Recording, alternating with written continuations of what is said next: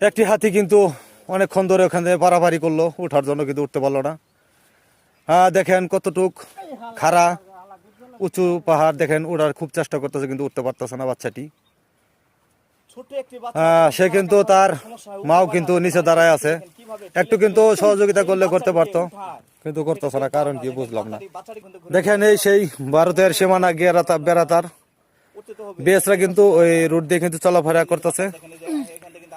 এই দেখেন ছোট বাচ্চাটি কিন্তু আবার কিভাবে উঠে, দেখেন দেখেন, দেখতে থাকুন সবাই। দেখেন প্রিয় বন্ধুরা, ভারত থেকে নতুন নতুন একদল বন্য হাতি নেমে আসছে।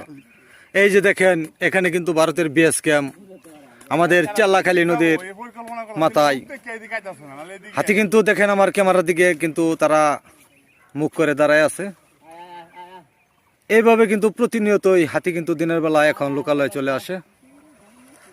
আরেকটি বিষয় দেখেন, হাতির উপরেই কিন্তু সেই ভারতের বিএস ক্যাম্প, তারা কিন্তু ওখানে অবস্থান করছে।